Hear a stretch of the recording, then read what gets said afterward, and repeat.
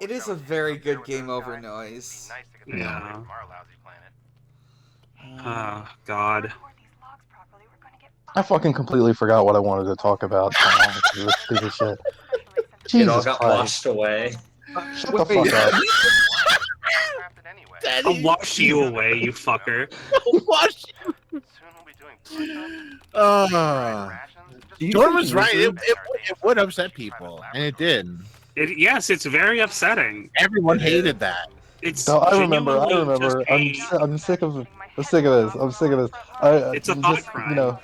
yeah, no, I'm sick of it. I want to talk about something good, something positive on the topic of washing hands. I think it's very therapeutic and like a very good action to me, just mentally to wash my hands, especially after a long day of work. I get back, wash my hands, I wash my face.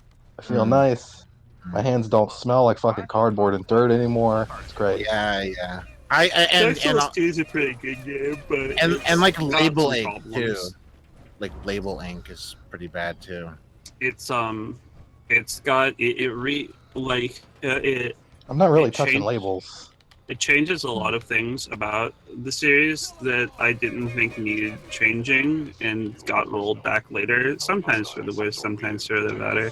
But it's ultimately a different game. If it's best analyzed if you consider it separate or like a different entity from the first Dark Souls game, because it is a solid role-playing game. I would happily play it over many other role-playing games. I don't think Dark Souls is a role-playing game because there's no turn-based combat. Oh, you were. Now here's another take. It's only an RPG if it's turn-based. Wow, that's one. Interesting. That's a hell of a. So somebody who has played Final Fantasy XIV a significant amount. Yeah, It's turn-based. You turn your character around. It's an But MMO. yes, what is the what is it? What's the thing that fourth or you're sixth you might be letters in leaving that off some acronym? yeah, what it like? It's massively multiplayer and it's online. But what would you say that what kind of game it is? It is an It's a MMO JRPG. RPG. I Yeah, can so hear massively Dan. I can multiplayer hear online Dan alright. right now. God Oh, damn it. Oh, It's an MMO Mario you just Party. paid yourself, dumbass. It's just you know you don't believe it. We all know you don't believe it. It's Yeah, fine. no, don't bring facetious takes in here. I think Yeah. that Jordan, if not believed it, was at least willing to, as a thought experiment. I don't appreciate it. I don't like it. No, I don't like hate it, but at I least think he it thought was experiments are genuine. overrated, and I think that they lead to only. I think they only lead to trouble, to be honest. But You heard anyway, me. I completely agree. I think that some of the changes they made. I think there's too many bonfires in Dark Souls 2. I know that's a pretty rote take, but I also think it's true, and especially compared to the first game where the bonfires are very meaningful.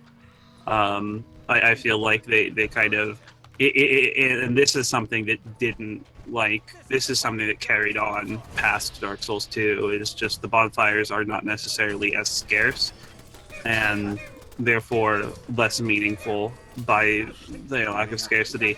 And I'm not There's less saying thought that you put could in the way they are. yeah, you could fix Dark Souls 2 by removing bonfires. No, because the levels are designed around the bonfires that they Yes. have. Interesting. I You would feel need to like completely redesign the levels to make it so that they're more thoughtful, or make them wind in on each other so that you're like it is also missing that Dark Souls 1 aspect of levels winding back in on themselves to where you're visiting the same bonfire multiple times and able to make progress in that way, but you're unlocking new routes that branch off from that bonfire. this is something that Elden Ring is also similar in that like in every game since Dark Souls 2, the bonfires feel more like checkpoints than they do like just like bases. They felt kind of like bases in Dark Souls 1. Where Yeah, they're it's bases because of the aspect of being able to upgrade an individual bonfire with so you get more Estus flasks out of it. That's a real consideration. It's like, do I want to spend that humanity? how hard is this area? Do I need this? It's Dark Souls makes you think in a lot of places that it's really clever, and I feel like it's missing from subsequent Souls games. But Now- this one, bonfires are literally just Resident Evil safe rooms. Like, that's how they Yeah. function. And they're really good because of the way that they interact with the levels in which they're placed. Now What if here's Fallout my 4 had bonfires. that'd be fucked up. If you I mean, play it survival does. mode, You- settlement is. It does have bonfires. You just can't save at them. They're just kind of fires and garbage cans. Mhm. Now here's the question. So in a little bit of Elden Ring that I've seen, there are the quote unquote bonfires. I can't remember what they're Races. called. Races, yes. But there's also those little statues. And apparently, if you die, you can choose to respawn at a grace or at the Yes. statue. Yeah, Cake of Marika. Now, Um, let's say I modded Dark Souls 2 to make about half of the bonfires, maybe every other one. Like the ones How- closer to the bosses, things What like if this. what if I made those? What if I turned half of the bonfires into a similar analog to the statue? well, I don't like the Stakes of America either. I feel like they deprive the game of a certain level of artfulness. They are a quality of life improvement. They do Uh, allow them to put in more traditional video game style checkpoints that are barely yeah. a trade off. Yeah, I'm thinking. What I'm thinking of is because the sites as opposed to the graces, they don't allow you to upgrade or fast travel or anything like Yes. that. They're just it's respawn barely a points. trade-off. It's literally, but it's like you still get all of your Estus back. There's no cost to them outside of The only thing, it's a time tax at that point, because it's like, presumably you know the path. You could just go back to the bonfire, because warping is completely free in Yeah. Elden Ring, and then run right back to the stake, and you're I'm good. going to Like, set the meaning- Paladin Dance on fire. Cool, good for him. Do it! The meaningful Light that interaction motherfucker up. between the player and the bonfire in Dark Souls 1 is that when you get to a boss, like ideally, like what the meaningful experiences I have with that game is when you get to a boss, you probably spent Estus, like you're getting there. These are The some boss- really the boss- meaty seconds of the countdown. The boss run is essentially like as long as you're not just running past all the enemies, which is somewhat of a problem. The boss run is part of the boss because you're trying to have as many. Basically, every time like you take damage leading up there, you're like losing out on one of the mistakes that you can make during the boss fight, which is where it's really challenging. And so you have to be thoughtful about how you traverse through the level, which enemies you decide to engage or not, and how you engage in combat, because every time you take a hit, that is taking away some of your ability to recover during the boss fight. We have a way to get to the Let's go. I'm and kind well- of fine with them putting them right in front of boss doors. I would rather they just put a bonfire there, pretty much 9 times out of 10, because again, it's not that much of a trade-off. Yeah. But because it's like, once you get to the point where you want to fight the boss, you're just going to run past everything anyways, and most of the time you'll probably perfect that to where you're not getting hit by anything. Yeah, I would say that's kind of a solution. It's taking the wrong solution to a problem. I feel in something that From has done multiple times is learning the wrong lesson from something. Like, so because players are running to the boss after every death, they make it so that you can respawn near the boss instead of having to run to it.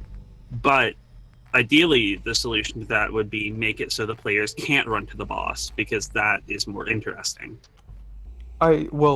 There's a couple things I agree with you on, but the problem is like, I always got the hint that FromSoft liked the mechanics they were putting in, but they were always being told like how insane they were for doing all that stuff.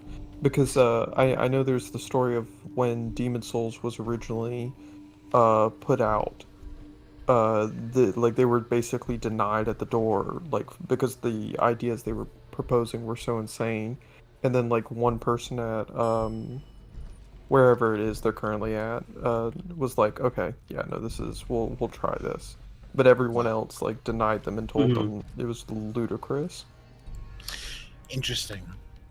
I know yeah, I mean that doesn't make my Oh shit! critiques This any is a less. cutscene. No, but it's one of those things of I'd rather have something like Stakes of America over the alternatives of I'd rather the going game even get made, further. Yeah, but yeah, that's you know Yeah. what? That's what I mean, and that's kind of a stupid way. Yeah.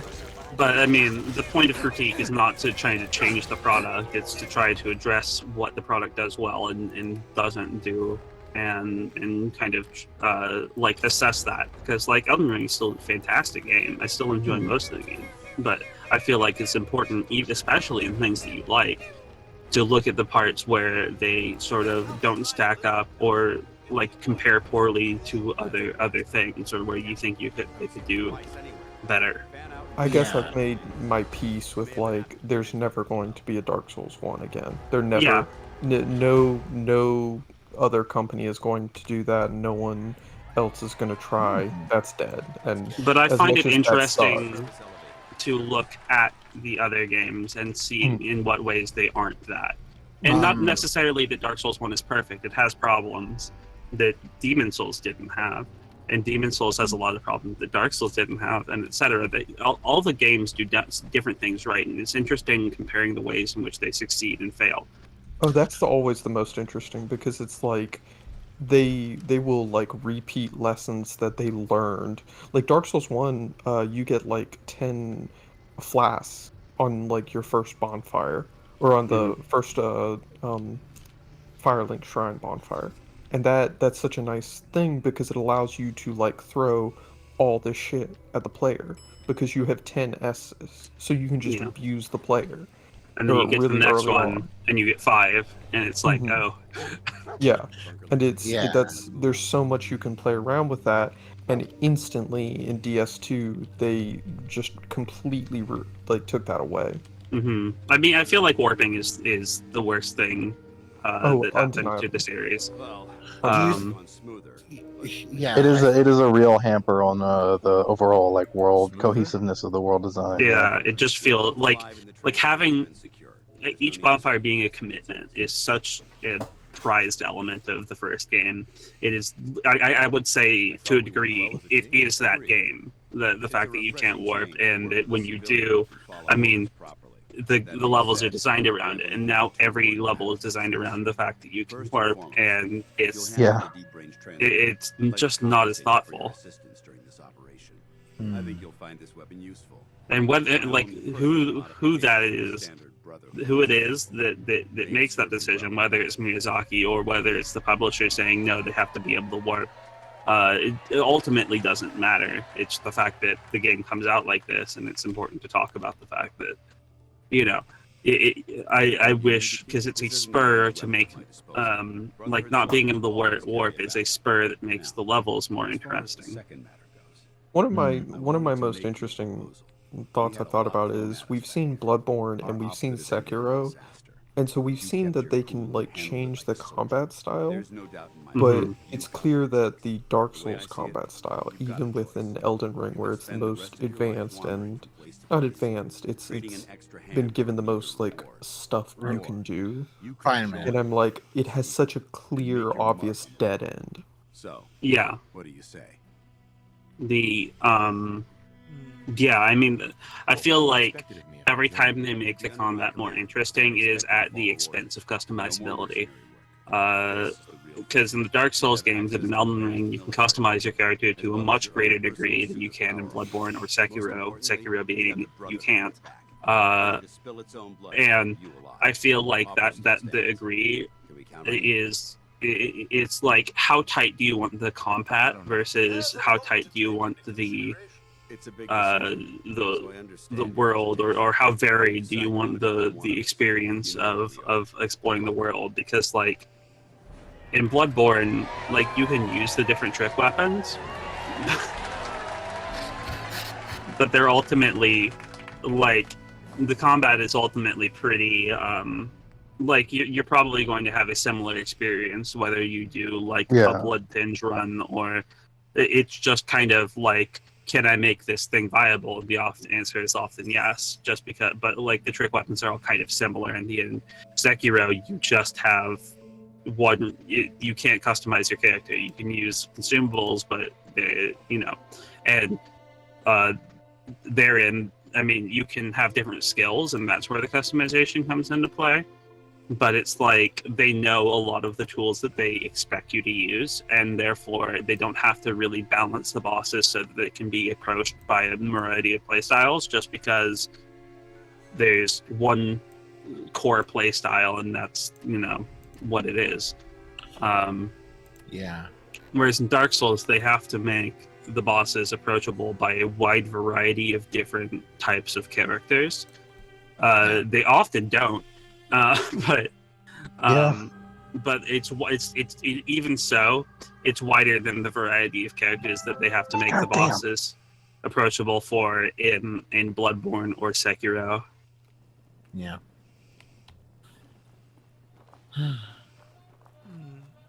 Video games. But I sure do like Sekiro, though. It's a good game. I Tight need to play fucking it. game. Tight fucking game. Refined. Yeah, extremely. This kind of why I like linear games is Sekiro kind of embodies that it's a very refined, very just like, because because of the limited nature of time and the limited nature of work, the when you make a game wider, you also have to make it by necessity shallower. And it's why I tend to not be extremely critical, or at least not enjoy open world games as much as I do more linear games, because they fail a lot of the time to engage me as a player in a way that I find satisfying. Because they have to account for the tools that they know the player has. And so in Breath of the Wild, they have to give you all of the tools to solve every dungeon in the game immediately. And then you don't get anything new for the rest. Really, for the rest of the you entire get no game. new verbs for the whole rest of the game. You know? Yeah, you'll. There's no sense of internal progression throughout that entire game. The only time you do is when you get a new armor piece. And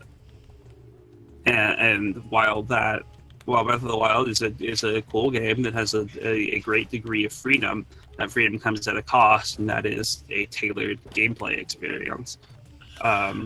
Yeah, I did a research project during my last year of university where I worked with a psychology professor who was interested in studying like game behavior and game narrative on like actualization, like within like players, and I decided to do my research project on Legend of Zelda, and I chose Ocarina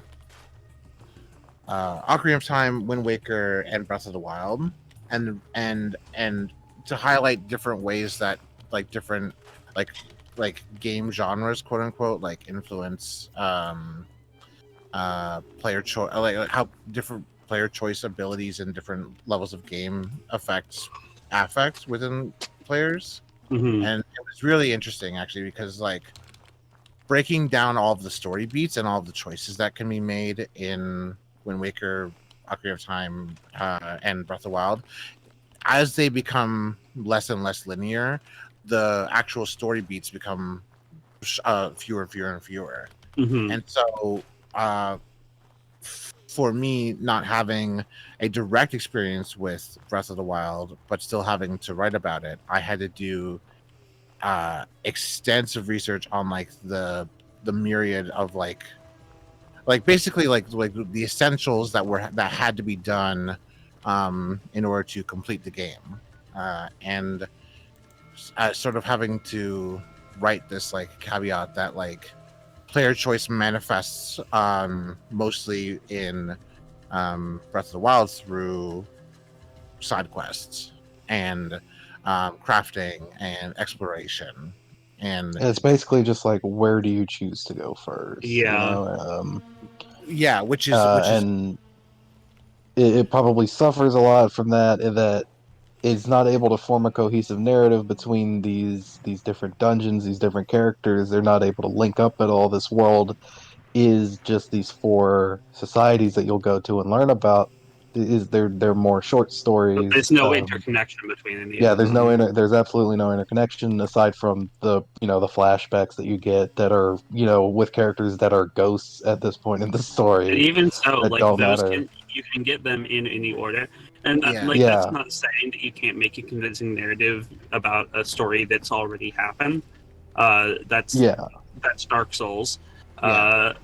And for sure. I quite like the way that narratives are approached in those games, but yeah. Yeah, I I don't think refer it forms a convincing whole at all. No, but yeah, I think the greatest problem is that there are living populations in Breath of the Wild, and like there's no interaction between any of them. Yeah, They feel completely independent of each other. yeah, Um, exactly. That's it what I'm saying. reflects a kind of Sure. I don't know if it reflects anything in particular. Like I don't think it reflects exactly this, but I think that a lot of open world games and exploration type games, they sort of tend to, like, for me, drudge up this aspect of like terra nullius almost, and the idea of Say like that the again? terra nullius, Okay. like the idea of like empty space, the idea of um like open land, and like it feels like a lot of open world games, especially games that take place in lands that are sparse and grief stricken, like Breath of the Wild.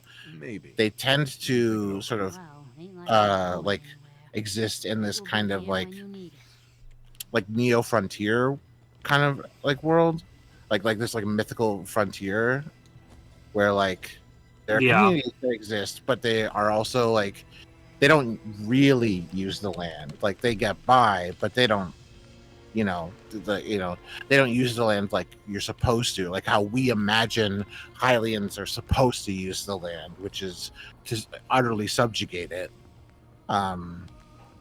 through industry or through like king's decree, right? hmm yeah. There is always a colonialist element to a lot of games that like when you have like a wild or a frontier in the name, that you often get a very The colonial. Forbidden West. Oh my fucking god, that game! So like I don't even like talking about it because I have no clue as to any element of it. But that name, good lord, and Yeah. just watching that trailer, it was just like, oh, this is who said that this was okay. say There's the say the quiet part loud, I guess. there's something I found interesting is about open world games is how they haven't evolved, is they've regressed, and Yeah. only recently have we started to, like Breath of the Wild and Elden Ring, have we really begun to re-tap into that? Because like Morrowind was like, I would still say like those games still aren't as meaningful of open world experiences as Morrowind is. oh yeah, like I like Elden Ring a lot, and but like a lot of the things that people are like gushing about Elden Ring, I'm like, this shit's been out, like developers have written books about this shit for 20 years. Like the first MMOs had theories about this, and like this is not new shit. Yeah. This is old. But I And feel like it's because for a long time the expense of creating a AAA open world game really outpaced the ability to create them. It still does. I still think that we're not ready I still think that we're punching above our weight when we make a AAA open world game, because they simply, in my opinion, don't never manage to stack up to their to a smaller, uh, more well-defined experience. And like that, I also, it brings into question whether like the convention of open world, like the convention of a big world that you can run around, necessarily needs to be anything that is aspirational. To be honest, Do you think that it? So, are you saying that the sort of almost like bell curve of like a content to like scale? Do you think that there was a lull? There was a sacrificing of content for scale when graphics became more important and a certain kind of presentation was created. I mean, you And look at games that come out today, and they are developed over the course of several years, and they still come out with like insane bugs and like in states that no game should ever be shipped in. Marketing is obsessed with graphics, absolutely. The expectations placed upon games now are a lot of the time, especially, and this is like mostly a AAA thing, the expectations placed on AAA games are more than most AAA games could ever manage. You need only to look at the more recent Pokemon games where they're just chock full of cut content, and they look like a Dog shit. early PS2 game. Yeah, like not even. It's an insult to PS2 games. They look terrible, and like I've been sorry on the just a slight tangent on the Pokemon subject. I've been watching there's somebody who does like history of like a certain Pokemon's of like certain Pokemon in the competitive scene, right? And they show a lot of clips of the relevant things when they're going through those generations and like the games of like Gen 2, 3, 4 of like the Pokemon Stadium games, Pokemon like the ones that were more centered on the battling. They are so much more expressive in the way they animate the Pokemon and like everything that it's just really Pokemon stunning to Revolution, see. like all the animations Yeah, of the Pokemon look fantastic. yeah, it And they still just looks can't great. do that because they're like Pokemon is at the disadvantage of being the largest, one of the, if not the largest video game franchises in the entire world. Yeah, And so because of that, they have to adhere to a very strict release schedule that they clearly don't have the the work, either the work or the time to create something acceptable yeah. outside of, if they didn't have the cultural wherewithal to just have people, people fucking buy Pokemon games. They don't need to make a good one, they just need to make one. And I'll still keep playing that garbage. Yeah. I think game development is so interesting, and I would love to read good books on game development and like theoretical frameworks for this shit, because like There's a lot of them. we study all forms of narrative, and there's no shortage of like books on how to unlock or do close readings of narratives, like in literature or fiction or whatever. And I think it would be great for a one so centric on video game storytelling, because I think there are still lots of there's still a lot of lessons to be relearned. Yeah, the interesting thing about games is that a lot of theory that has been written about other media can be applied to it, because games encompass basically all other media. The art of the game in itself is the design of interaction. Um, the thought of how a player interacts with the media that is put before them. I guess what I'm looking for is like that synthesis under like a theory of that synthesis And of it all those changed. different elements. Yeah, and it also it changed it, like the act of synthesizing those changes each individual element as well, because it's not a one-way street. It's not like you're just interacting. It's not a museum. You're not just looking at pictures as they go before you. Yeah. I think one of the best not collaborative, examples of that is the Devil May Cry series, where both the developers and the fan base were such big contributions into the characters and what they were later defined into, and how the people who were playing those games helped give so much personality into characters like Dante and Nero and Virgil, and how eventually DMC5 became this wonderful story that only was understood when you played all these games.